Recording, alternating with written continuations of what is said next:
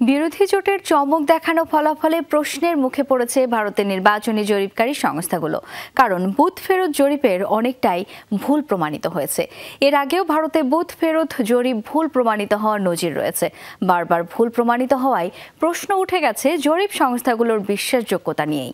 বিরোধীদের অভিযোগ, ক্ষমতাসীনদের স্বার্থে ইচ্ছাকৃতভাবেই ভুল আভাস দিয়েছিল বুথ ফেরত জরিপ।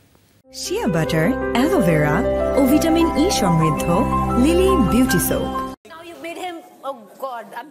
টেলিভিশনে সরাসরি সম্প্রচার চলাকালে কান্নায় ভেঙে মরেন প্রদীপ গুপ্তা নামের এই ব্যক্তি।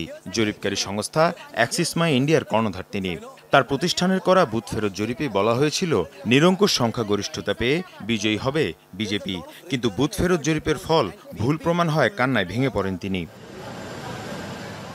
ভারতের 18তম লোকসভা নির্বাচনে বুথ ফেরত জরিপ নিয়ে চলছে তুমুল বিতর্ক। ফল ঘোষণার আগে গণমাধ্যম আর বিভিন্ন সংস্থাগুলোর জরিপে উঠে আসে বিজেপির ভূমিধস জয়ের আভাস। কোথাও বলা হয় পাত্তাই পাবে না কংগ্রেস, এনডিএ জোটের আসনের সংখ্যা ছাড়িয়ে যাবে 400-র ঘর। জরিপের এসব আভাসকে বুড়ো আঙুল দেখিয়ে শক্ত প্রতিদ্বন্দ্বিতা করেছে কংগ্রেস। ফলে প্রশ্নের মুখে পড়েছে সব জরিপ এবং সংস্থার নীতিগত অবস্থান। ক্ষমতাসীনদের পক্ষে মিথ্যা তথ্য প্রচারের অভিযোগও উঠেছে। এসব চ্যানেল এবং সংস্থা প্রধানমন্ত্রীর কাছে থেকে অনেক অর্থ পেয়েছেন, সেই নির্দেশনাতে এসব জরিপ করা হয়েছে। জরিপে শুধু 400 কেন, 700 আসন দেওয়া উচিত ছিল মোদীকে। অখণ্ড ভারত থেকে তিনি 700 সিট পেতেন, পাকিস্তান থেকে 100, নেপাল আফগানিস্তান থেকে 50টা করে আসন পেতে পারতেন মোদী।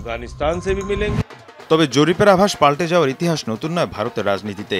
2004 সালে অটল বিহারী বাজপেয়ীর নেতৃত্বে বিজেপি জোটের 275 আসন পর্যন্ত জয়ের আভাস দেওয়া হয়। তবে আভাস পাল্টে কংগ্রেস জোট জেতে 216 আসনে।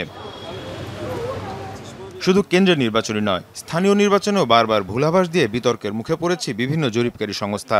2017-তে উত্তরপ্রদেশ, 15-তে বিহার আর একই বছর দিল্লি বিধানসভায় নির্বাচনের বুথ ফেরত জরিপের আভাস পাল্টে যায় পুরোপুরি। মীর মুশফিকা হাসান, যমুনা নিউজ।